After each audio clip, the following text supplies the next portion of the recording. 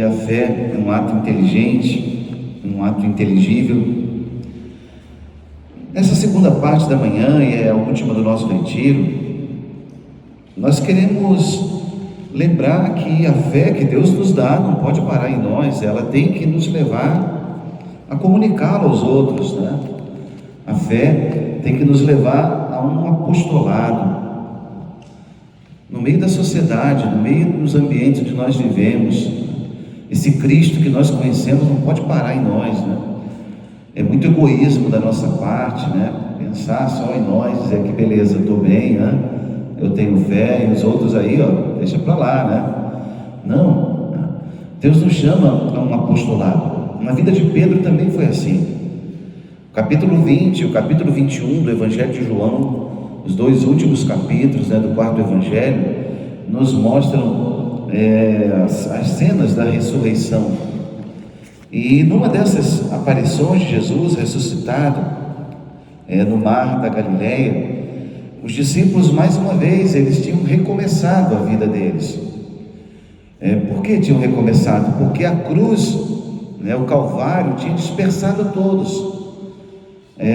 A tristeza do Calvário, o horror que foi a cruz, né, tinha dispersado a todos. Aquela profecia tinha se cumprido, né? Ferirei o pastor e as ovelhas se dispersarão, né? A palavra se cumpriu e de fato os apóstolos pensaram: bom, acabou tudo, né? Vamos voltar para o nosso cotidiano. Os discípulos de Emaús, por exemplo, estavam voltando para Emaús.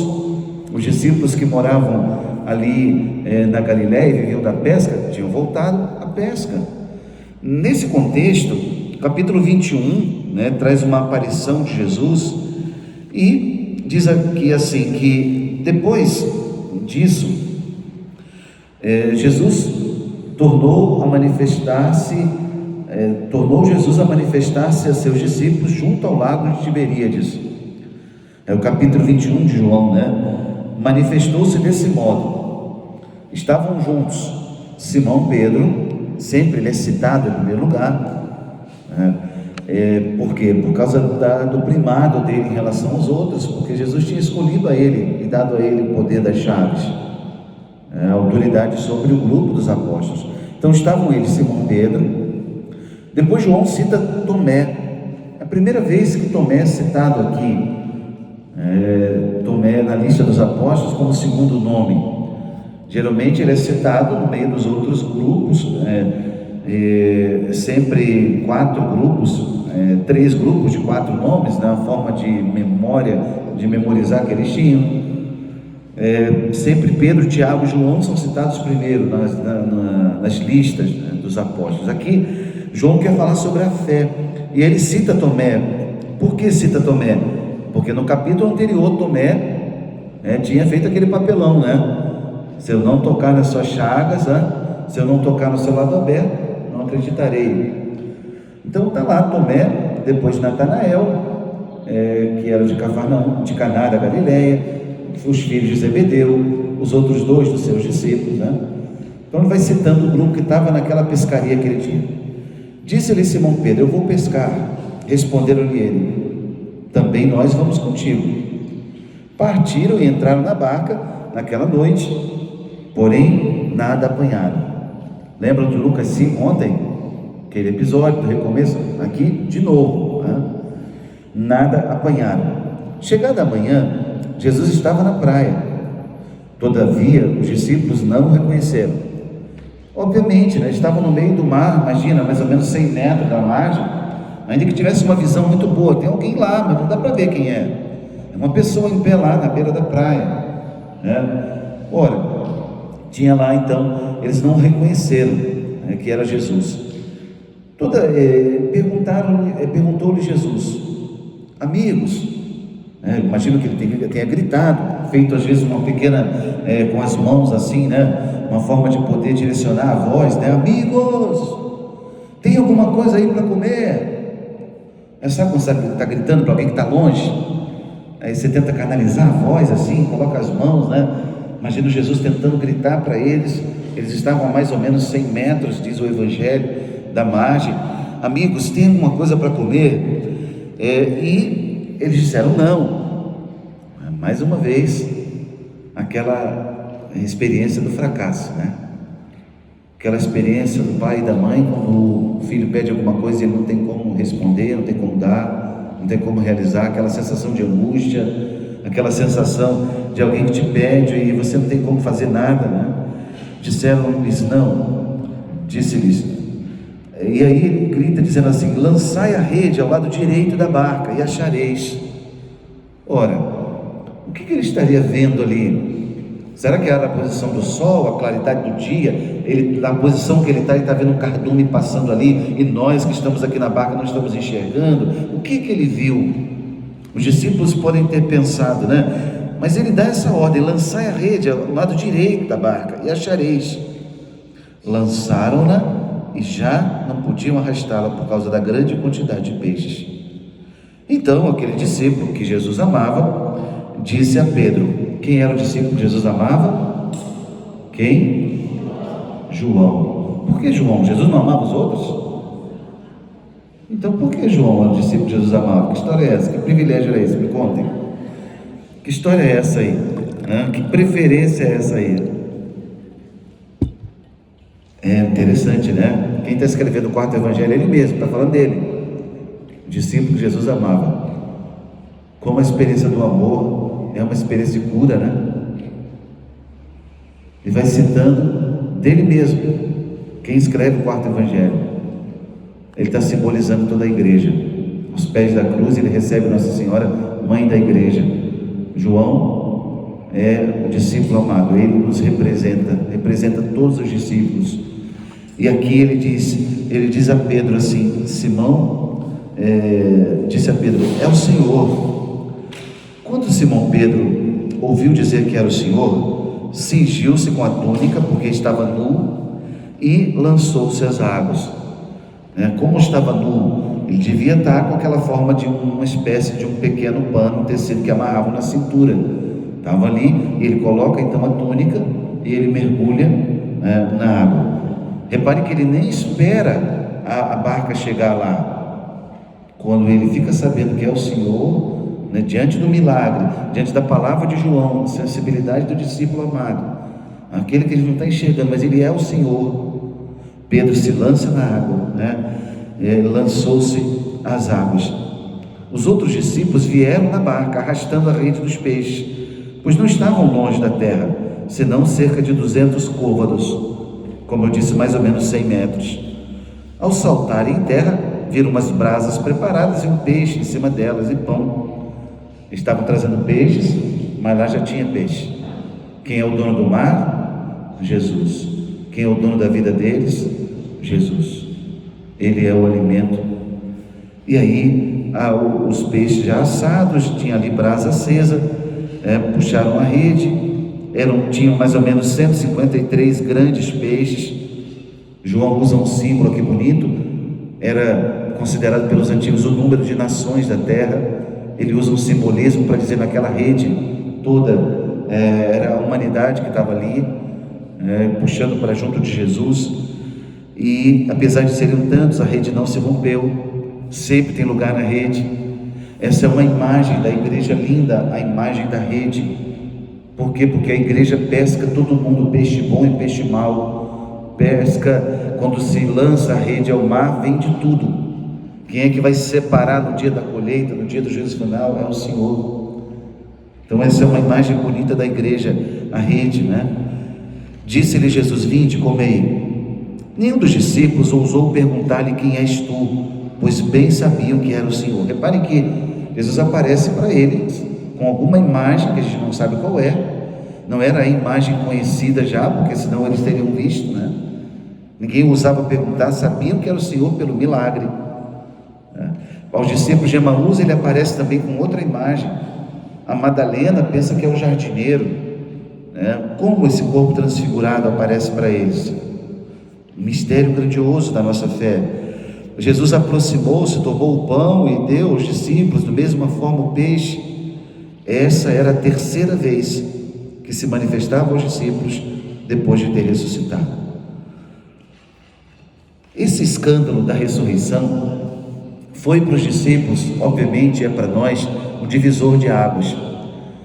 Porque os judeus, eles acreditavam na ressurreição, é verdade, mas eles não pensavam numa ressurreição como a de Jesus, em que tivesse acontecido e no dia seguinte as tropas romanas continuassem lá.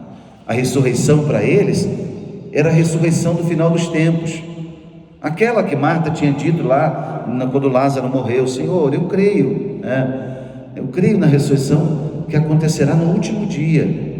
Era essa a fé judaica, onde o Senhor vai aparecer triunfante, e do Monte das Oliveiras até o Monte Sião, ele vai numa grande ponte de ouro entrar na cidade santa e instaurar o seu reino. Quando Jesus entra em Jerusalém, eles perguntam: é agora? Quereis restaurar o reino, etc. Quanto ao dia e a hora, não sabeis, não cabe a vós saber. A capacidade deles, a mentalidade deles era a mentalidade de um messianismo terreno. E aí, eles até acreditavam na ressurreição, mas uma ressurreição no final dos tempos. Essa ressurreição de Jesus glorioso, e ao mesmo tempo, o dia seguinte, continuam as coisas normais. Que história é essa? E aí, vai confundindo ainda mais a cabeça dos discípulos. Ora, aqui nessa meditação, é a última do nosso retiro, eu quero chamar a sua atenção para isso, essa fé no Cristo, naquilo que Ele falou, naquilo que Ele fez, naquilo que Ele fala hoje, naquilo que Ele faz hoje, mesmo que eu não entenda, mesmo que não caiba na minha cabeça, mesmo que Ele não me dê satisfações nem explicações, porque Ele não me deve explicações, Ele é Deus, eu sou chamado a servi-lo. No meu caminho de vida, no seu caminho de vida, pode ser que aconteça como aconteceu no caminho de Pedro, um caminho de arrependimento, um caminho de perdão e um caminho de profissão de amor. É o amor que vai curar as chagas das faltas cometidas. O apóstolo Paulo diz: quem ama, cumpre perfeito a lei. Ou seja, a experiência do amor é o cumprimento perfeito de todos os mandamentos. E por isso, o Evangelho que nós estamos aqui lendo, no capítulo 21, termina com essa tríplice profissão de amor. Tendo eles comido, noite inteira de pesca, imagina bem, manhãzinha daquele domingo, um fracasso daquela pesca, poderia ser mais uma vez uma experiência traumática. Jesus entra em cena, realiza o milagre, muda o curso da história, e aí, eles tendo comido, já satisfeitos, ainda assustados diante de mais um milagre, agora ressuscitado, tendo acontecido tudo que aconteceu no Calvário, diz aqui o texto: tendo eles comido, Jesus perguntou a Pedro: Simão, filho de Jonas, tu me amas mais do que esses? Respondeu-lhe: sim, Senhor, tu sabes que eu te amo. Disse-lhe Jesus: apacenta os meus cordeiros. Perguntou-lhes outra vez, versículo 16: Simão, filho de João, amas-me? Respondeu-lhe: sim, Senhor, tu sabes que te amo. Disse-lhe Jesus: apacenta os meus cordeiros. Perguntou-lhe terceira vez: Simão, filho de João, amas-me? Pedro entristeceu-se, porque ele perguntou pela terceira vez: amas-me? E respondeu-lhe: Senhor, sabes tudo, tu sabes que te amo. Disse-lhe Jesus: apacenta as minhas ovelhas. Nessa tríplice profissão de amor, é tão linda essa cena, meus irmãos, porque aqui não são só palavras e um chamado de Jesus em relação à missão que Jesus está dando para Pedro. Aqui, com essas palavras, nessa cena do Evangelho, Jesus está curando a história de Pedro, os traumas, as lembranças, a vergonha. A última vez que Jesus tinha visto a Pedro, a última vez que eles tinham se visto, tinha sido lá junto à fogueirinha, no palácio de Pilatos. A última cena, naquele momento em que ele nega a Jesus, aquele momento da negação, O Evangelho de Lucas diz assim, que Jesus voltou-se e olhou para Pedro. O galo cantou e ele chorou amargamente. O último olhar tinha sido aquele, diante do pecado dele. Agora, a tríplice profissão de amor estava apagando aquele pecado. Aqui, meus irmãos, cada um de nós, diante dessa cena do Evangelho, pode também pensar na sua história de vida, que esse amor de Deus é capaz de nos curar para sempre, de mudar o curso da nossa história e nunca mais a gente ficar, quem sabe, se lamuriando por fatos passados, de nunca mais viver uma vida na estrada do remorso, mas deixar que o arrependimento nos leve às lágrimas, é verdade, e que numa boa confissão a gente retome o caminho da nossa vida. Aqui com Pedro a gente entende bem claramente que remorso é diferente de arrependimento. O remorso, ele te paralisa. Você fica olhando para um erro, para uma falta que cometeu, é verdade, mas o remorso fica ali fazendo que você olhe para você mesmo. Eu fiz isso, como eu fui capaz, e eu isso, e a minha vida não tem mais jeito, e eu não sei o que, e eu não sei calar mais, e eu isso, e você fica ali girando a vida em torno de si mesmo. O remorso paralisa, o arrependimento não, ele é dinâmico, ele te leva em relação a Deus. Senhor, eu pequei, é verdade, eu choro o meu pecado. Davi, quando ele peca lá com Bersabeia, no adultério, comete o pecado sexual com aquela mulher, e depois manda colocar Urias, o marido dela, no pelotão de frente para que ele morra primeiro, trama o assassinato de Urias. Davi, grande rei Davi, poeta, de um coração tão cheio de Deus, Davi, ele também caiu em si. Quando o profeta Natan conta aquela parábola, e Davi cheio de orgulho, eu falei, esse homem deve morrer. Natan vai dizer, esse homem é tu, esse homem és tu. Davi caiu em si e reza lá o que nós conhecemos como Salmo 50. Criai em mim, Senhor, um coração que seja puro, dá-me de novo um espírito decidido. Foi contra vós, só contra vós que eu pequei e pratiquei o que é mal aos vossos olhos. Arrependimento é isso, é o reconhecimento da falta, mas não olhando para si e girando a vida em torno daquele pecado, erguendo o olhar em direção a Deus. Meu pecado foi grande, mas infinitamente maior é o amor de Deus. Olhando para a vida de Pedro, olhando para a sua vida, em quem você tem confiado? Onde você tem colocado a sua fé? No seu pecado e vivido de remorso? Ou de um arrependimento sincero, tem se dirigido em direção a Deus? Na confissão, numa oração de contrição, num jejum, numa penitência. O arrependimento é dinâmico, sai do seu lugar e vai adiante, não para aí. Imagine se Pedro tivesse parado lá na casa de Pilatos e ficasse lá, para que eu fui negar? Por que eu fiz isso? Eu recebi as chaves, logo eu, o Pedro, escolhido por Jesus, não sei o que lá mais, Diz o Evangelho que Pedro chorou amargamente, chorou o seu pecado, chorou a sua falta, chorou a sua vergonha, chorou a sua fraqueza. O texto é capítulo 22, Evangelho de Lucas 22, 61 e 62. Pedro lembrou-se da palavra do Senhor: hoje, antes que o galo cante, negar-me-á 3 vezes.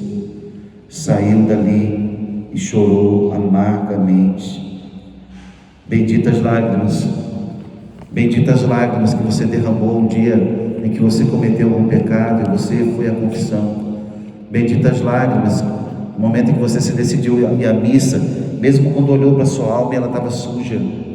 Benditas lágrimas quando você não parou lá no seu erro e disse: eu vou ao hospital, que é a igreja, eu vou ao médico, que é Cristo, eu não vou parar aqui nessa enfermidade, eu vou até Ele. Benditas lágrimas, bendita decisão. Pois com essa tríplice profissão de amor, Jesus, ele vai chamando a Pedro, confirmando o apostolado de Pedro. É claro, gente, vocês estão me entendendo, né? Vocês estão entendendo claramente. A missão de Pedro era uma missão sublime, né? Ele foi escolhido como príncipe dos apóstolos. Na linguagem de hoje, o primeiro Papa, aquele que entre todos os apóstolos recebeu o poder das chaves. Tudo que ligares na terra será ligado no céu, tudo que desligares.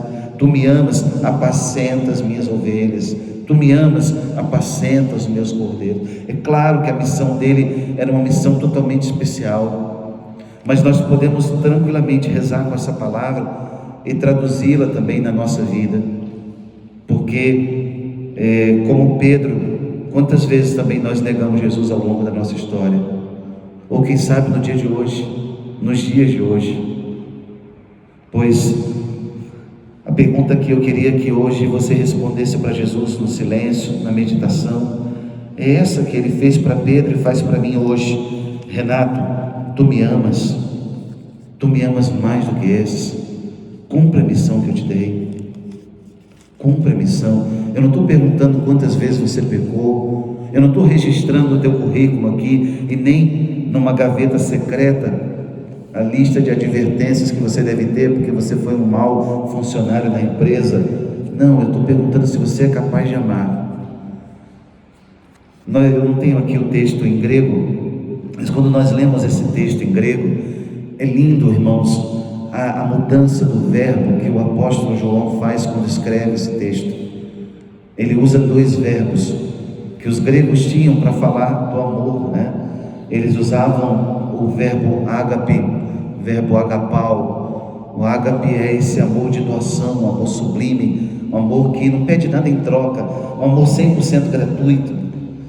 Mas eles usam também filéu, filos, e esse termo é tão usado por nós, né? Mas é um amor mais um nível humano, sentimental, um nível terreno, um amor humano. O ágape seria um amor mais divino, mais puro, um amor filos, um amor mais no nosso nível, assim, que poderíamos dizer, dentro da nossa realidade humana. E eles usam também o eros, o amor erótico, que é o amor da sensibilidade, o amor do corpo, o amor da recompensa, o amor do interesse, né? Eu faço alguma coisa e eu recebo algo em troca.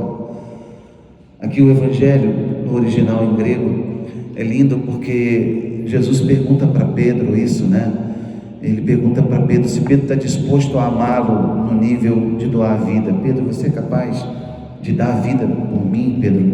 Você me ama, né? Com esse amor ágape, né? Agapau, né? Petros, agapau, né? Você é capaz de dar a vida por mim, Pedro? Você é capaz de entregar toda a sua vida? Jesus está perguntando a Pedro algo tão grande, tão grande. E Pedro diz espontaneamente, como outras vezes ele disse: sim, Senhor, eu te amo, assim, né? Mas Pedro não responde com ágape, ele responde com filos, com o verbo filéu. Ele responde no nível: sim, Senhor, eu gosto de ti. Tu me amas, Pedro, você é capaz de dar vida? Sim, Senhor, eu gosto de ti. E Jesus vai descendo para chegar no nível de Pedro, e pergunta para Pedro: Pedro, você gosta de mim assim, Pedro, de tal forma? E Pedro: sim, Senhor, eu gosto de ti, estou disposto a tudo isso, e vai se comprometendo com Jesus. Mas Jesus vai trazendo a Pedro para um nível em que ele possa ser capaz de entender aquilo que ele está lhe chamando. E aí Jesus usa essas palavras misteriosas para falar de doar a vida. Quando tu eras jovem, tu ias para onde querias. Quando fores velho, outros te cingirão e irás para onde não queres ir. Pedro estava recebendo de Jesus a profecia sobre a sua morte.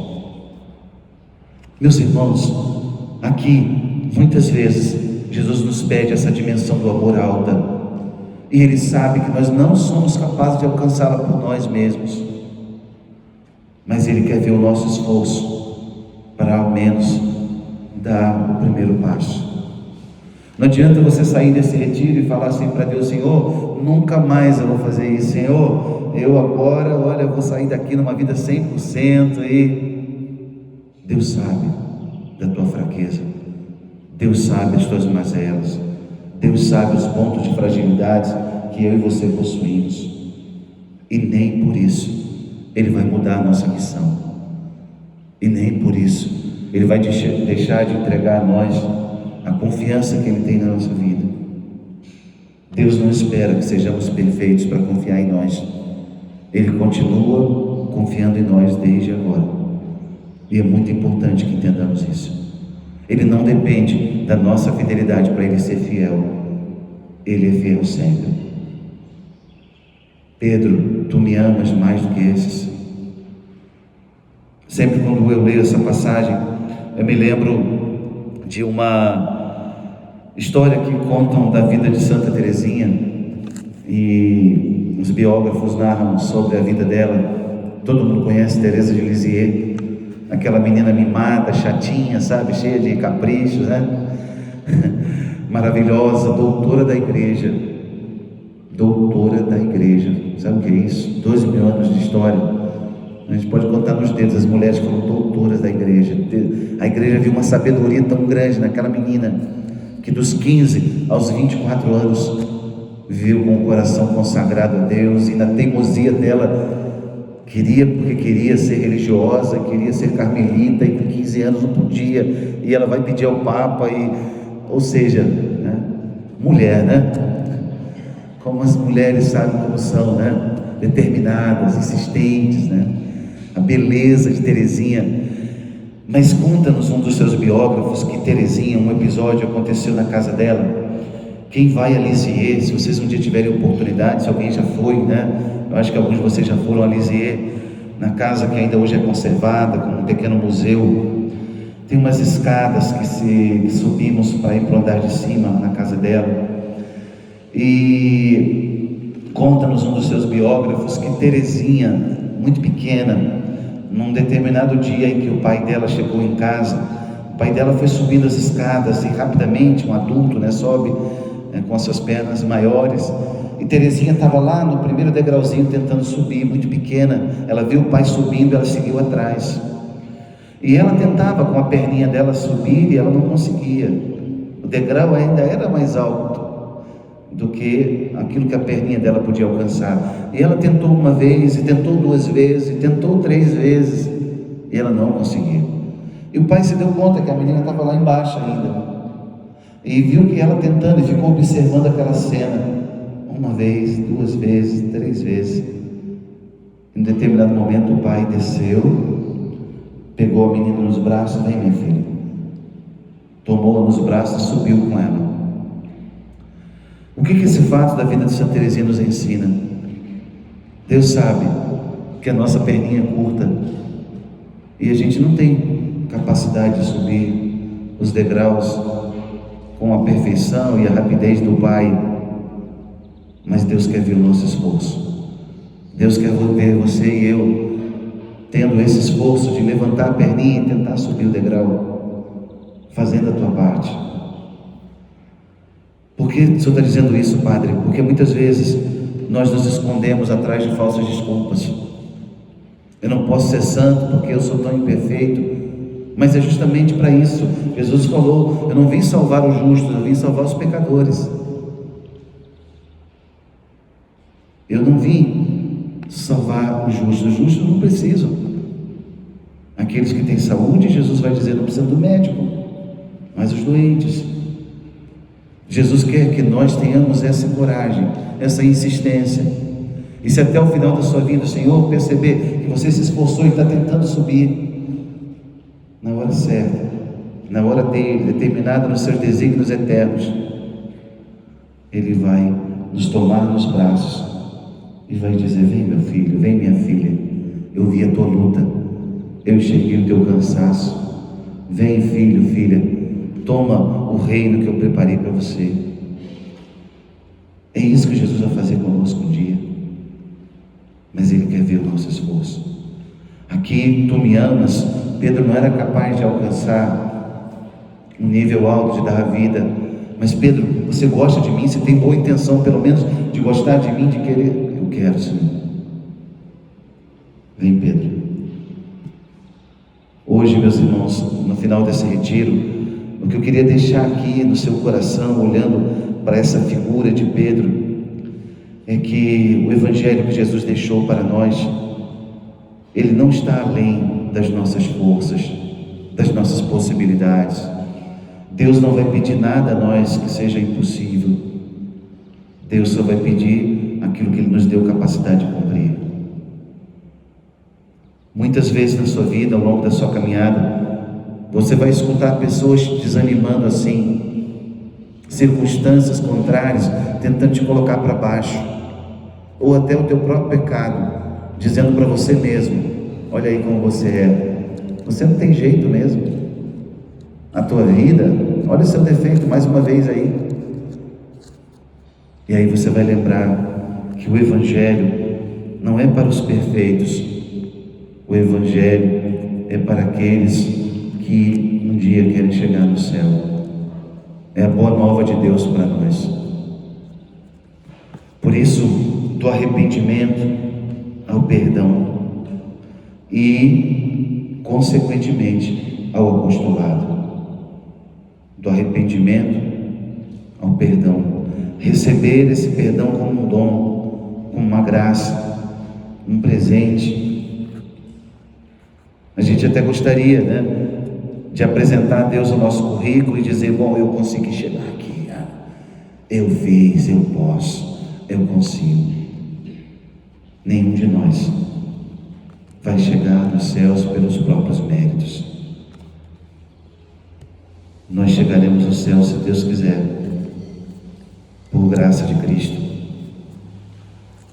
São Paulo insistentemente diz isso nas suas cartas: é por graça que sois salvos, não em virtude das suas obras, que ninguém se considere melhor do que o outro, porque não é em virtude das obras que nós somos salvos. As obras têm valor? Claro que tem diante de Deus, o amor, a caridade, claro que tem valor, mas não são elas que nos salvam.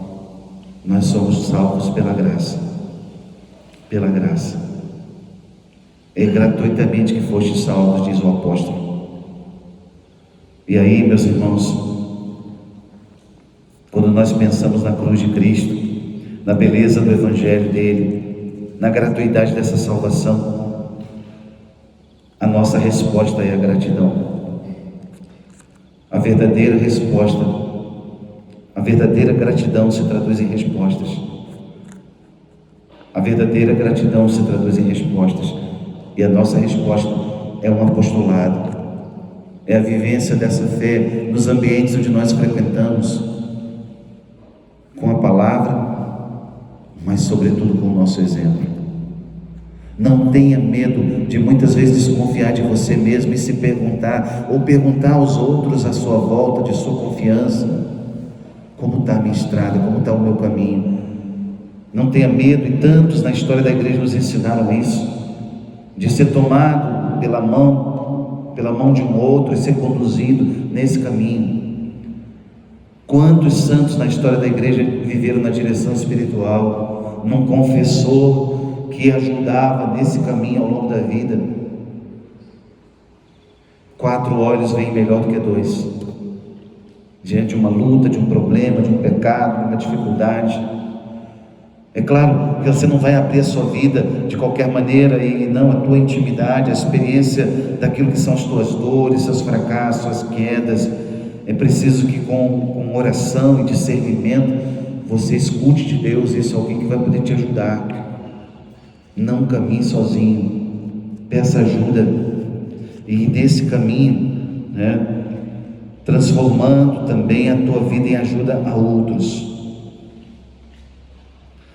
Uma das imagens que a gente colocou aqui foi aquela imagem também do Rupnik, do lava-pés. Aqui a experiência da fé transformada em serviço. Eu não sei se dá para vocês aí de trás enxergarem bem, dá para ver? O mosaico, a luminosidade não está tão boa aqui, está muito claro, mas é maravilhosa essa imagem.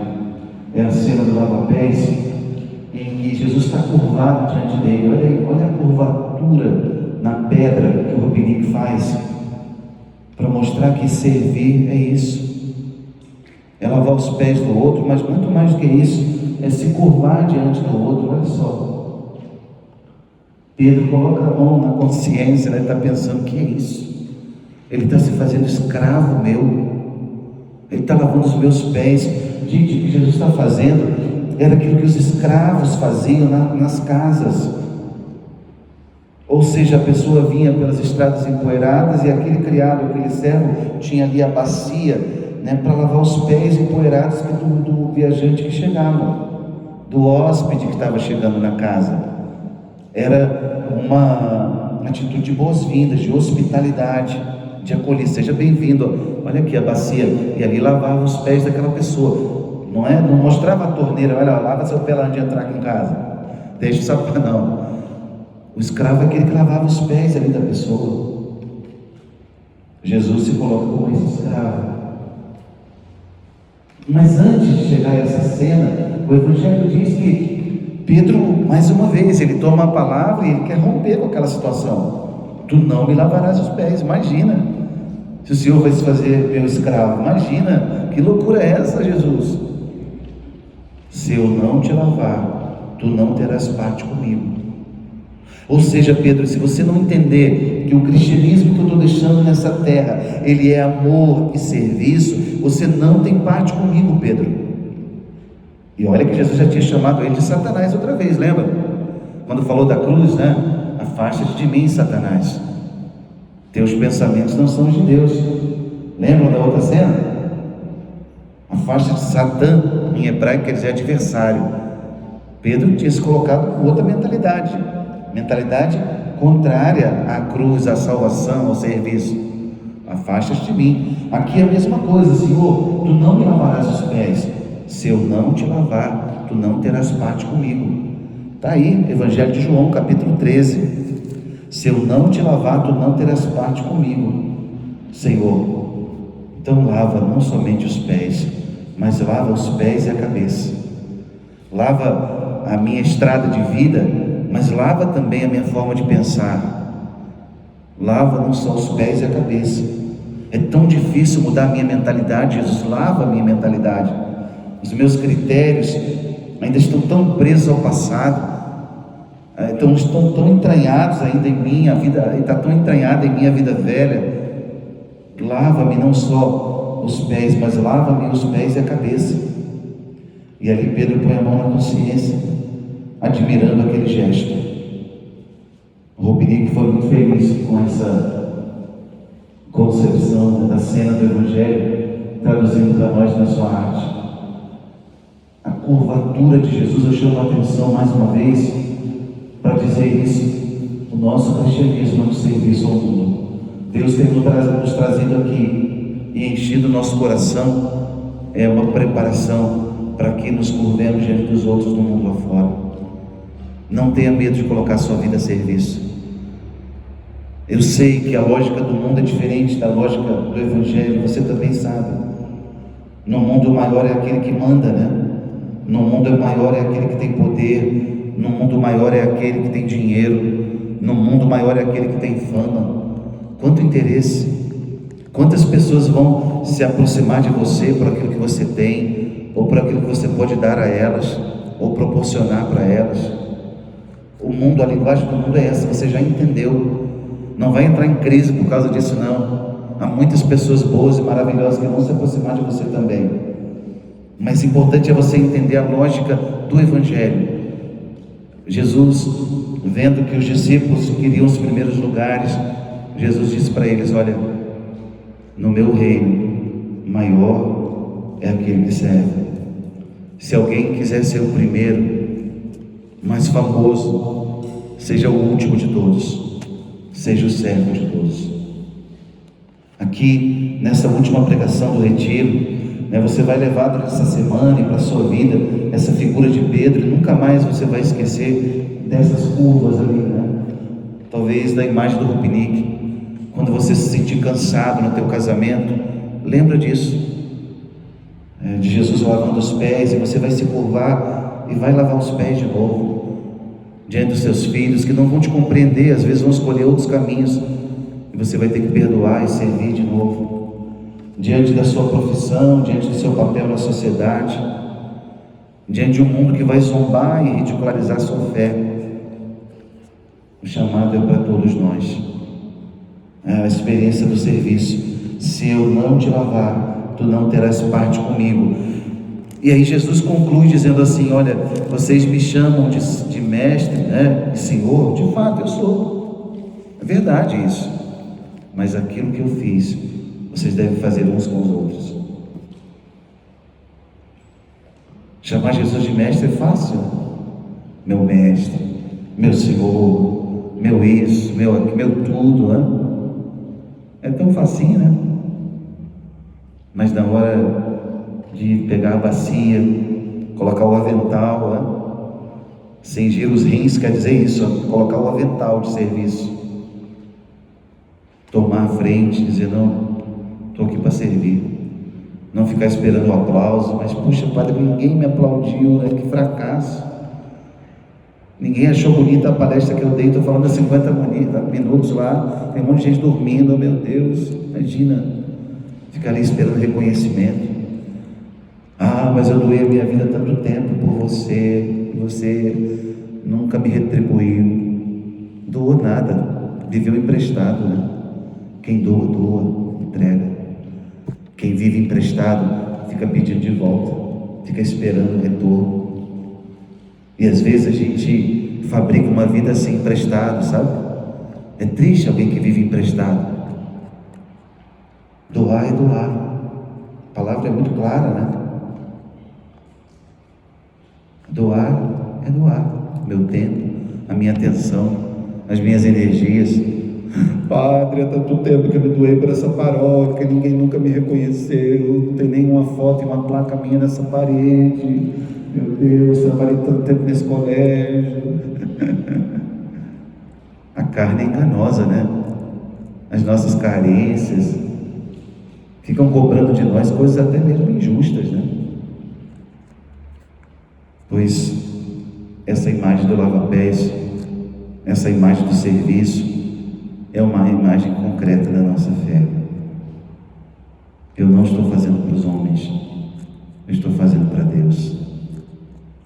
Eu não quero agradar aos homens, eu quero agradar a Deus. Se os homens se sentirem ali felizes com a minha entrega a Deus, ótimo. Mas se não, eu vou continuar agradando a Deus. Eu me lembro de um episódio de um senhor que já falecido, ele e sua esposa, que tiveram 11 filhos, e eles eram meus paroquianos, na paróquia que eu trabalhei. E ele tinha uma casa muito boa, uma casa muito grande, um jardim amplo, umas varandas grandes, e estava no final da vida, aposentado, tinha conseguido um certo patrimônio. Os filhos foram pelo mundo afora e alguns seguiram a fé, outros não, mas o testemunho deles foi fiel até a morte. Eu nunca vou esquecer os exemplos que eu vi, né, que eu presenciei dentro daquela casa. E eu me lembro de uma ocasião onde eles moravam, e tinha um castelo próximo, assim, no quarteirão do lado tem um castelo, e a TV Globo muitas vezes filmava algumas novelas ali, né? E numa dessas ocasiões, alguém lá da direção, né, da novela, não sei quem foi exatamente, né, mas esse fato foi narrado por um sobrinho que foi testemunha ocular dessa cena, e perguntaram para esse senhor, né, tocaram lá a campainha e queriam contratar a varanda da casa dele, uma varanda muito ampla, né, queriam fazer daquela varanda ali, por aqueles meses, um local da alimentação deles, como se fosse um espaço lá, anexo ao castelo, não tinha como fazer um outro jeito ali, né? E queriam ali, de certa forma, não hospedar para dormir, mas para alimentar e descansar os atores e as atrizes lá dessa novela. E esse homem, né, deu uma resposta para quem veio pedir, né? Muito serena, muito serena, mas muito coerente com aquilo que ele acreditava. E aí ele disse: olha, na minha casa, eu nunca permiti que meus filhos assistissem essas novelas, E não vai ser agora, ao final da minha vida, que isso vai acontecer. Eu sinto muito, mas a minha resposta é não, diante do pedido de vocês. Esse homem, ele estava passando por uma situação, aposentado, por uma situação financeira muito dramática, porque ele tinha para receber um dinheiro muito grande, uma casa que tinha vendido e tinha comprado essa, e tinha pago com as economias que tinha pago essa, mas não tinha recebido a outra, e a vida ficou apertada naqueles meses todos. E nos últimos meses da vida veio aquela tentação de um dinheiro fácil, eles queriam alugar aquele espaço, e por fidelidade às suas convicções ele disse não. Nunca saiu da minha cabeça esse exemplo. Até onde nós somos capazes de sustentar as nossas convicções? Algum valor, alguma situação difícil na vida é capaz de comprar os nossos princípios? Ali, naquela casa, se ensinava tanta coisa, eles assistiam bons filmes, tinha boa literatura. Eu presenciei tantas vezes, inclusive a sua esposa foi a minha professora de inglês. Eles ensinavam línguas, viveram uma vida e tinham uma cultura, mas tinham sempre essa preocupação de deixar no coração da vida dos filhos algo elevado, algo bom. E seja na música, seja nas diversas formas de cultura, eles deram aos filhos essa boa educação. No final da vida vem uma tentação como essa, de um dinheiro que seria um dinheiro muito bem-vindo naquela hora, naquela circunstância. Eu me lembro de cenas assim muito fortes desse período da vida deles e de ajudas que eu pude até fazer para eles, né? E essa cena me testemunhava depois esse sobrinho, esse neto deles, né? Que presenciou a cena. Mas a pergunta é: quanto vale a nossa fé? Os princípios que a nossa fé nos trouxeram, tem preço? Você é capaz, a troco de um cargo, de um valor, de um reconhecimento, negociar seus princípios? Os seus princípios têm preço?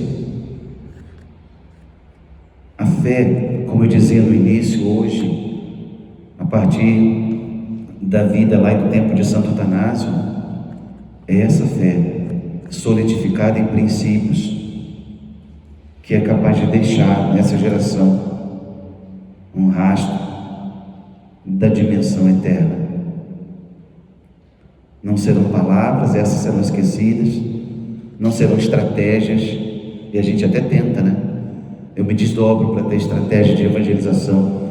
Eu invento coisas na internet, eu crio negócio, vamos fazer outro negócio, eu invento um negócio desse daqui, a gente inventa, mas não serão estratégias, não serão formas de evangelização. Todas elas são boas, mas são esses princípios solidificados nessa realidade eterna que vai ficar para sempre. Na família desse senhor que eu citei, da sua esposa, dos 11 filhos, a filha deles, eu não sei se é a mais nova, talvez, acho que o rapaz é mais novo, mas a última filha, pelo menos, mulher, ela se consagrou recentemente, parece que já tem uns 5 anos. Ela foi para a Alemanha, hoje ela é uma monja beneditina na Alemanha e vive a vida dela consagrada. Outros já faleceram. Para a gente entender, eu usei esse exemplo, que cada um vai medir, né, a sua vida a partir de uma régua da consciência que Deus lhe dá. Mas a nossa fé não pode ser uma lágrima que escorre. Isso é só sentimento, que uma das mãos vai secar. A nossa fé precisa ter raízes profundas. Eu não sei se nós chegaremos, se a nossa geração vai testemunhar aquilo que foi a profecia de Joseph Ratzinger em 1968, numa rádio alemã. Ele fez um discurso, ainda Padre Ratzinger, tem aí na internet, depois leiam aí a profecia de Ratzinger, sobre o futuro da igreja. De um lado, atemorizante, e de outro lado, nos enche de esperança. Saber que a igreja, naquela visão de Ratzinger, nós perderemos muitos espaços na sociedade, espaços físicos também, templos também, e nós voltaremos na igreja do futuro a ser a pequena igreja, a igreja talvez até recolhida nas casas, em ambientes muito pequenos, mas a igreja fiel ao Evangelho. Não se iluda com números, não se iluda com multidões. Que o que dirija a nossa vida seja a fidelidade a nosso Senhor. Depois leiam esse texto, eu tenho aqui, não posso tirar agora no celular que está filmando aqui a palestra para os irmãos que não vieram, mas que leiam depois essa página, um artigo maravilhoso, e que nos mostra um pouco essa visão, né, desse grande santo do nosso tempo, e eu digo santo mesmo porque eu o considero um grande santo, não sei se vai ser canonizado um dia, mas a herança que Ratzinger deixou de defesa da fé para a nossa geração é um negócio incalculável. Esse homem deixa mais de 600 obras, ainda não morreu, mas deixou mais de 600 obras escritas, entre artigos e livros, publicações, e a herança que ele nos deixa é incalculável. Talvez um dos doutores e teólogos mais importantes da idade contemporânea. Mas queria hoje terminar esse retiro, né, que vocês olhassem essa cena do lava-pés e que cada um assumisse com Deus esse compromisso.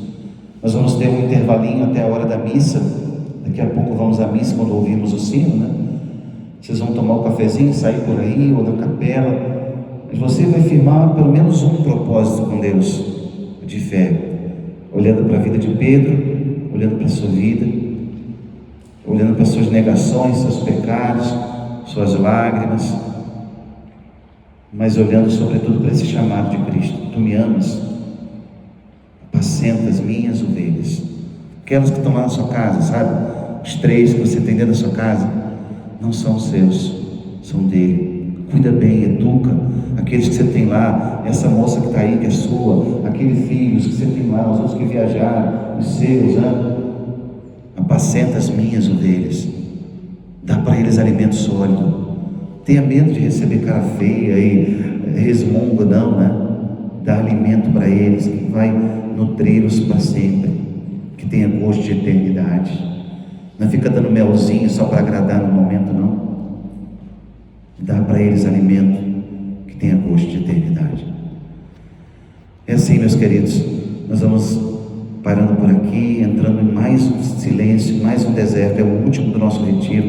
Aproveite esse último instante, não se distraia com o vento, não se distraia com as outras coisas, olhe para Jesus e deixe que Ele coloque no seu coração um propósito de saída desse retiro. Louvado seja nosso Senhor Jesus Cristo. Nós vamos deixar uma lista ali, depois se alguém ainda precisa se confessar, eu posso atender ainda, tá? Eu peço lá, a Camila está lá atrás. Camila, levanta o braço aí, quem depois quiser deixar o nome com a Camila nesse intervalo até a hora da missa, eu posso atender, depois da missa terá o almoço. E ela vai deixar também uma lista lá de todos vocês que quiserem participar do retiro em novembro. Nós vamos ter um outro retiro de silêncio, com outra temática. Depois você vai deixar o seu nome, que você vai ser convidado. Quero deixar já a minha reserva para o próximo retiro de silêncio, que se Deus quiser vamos ter no final de novembro. Louvado seja nosso Senhor Jesus Cristo.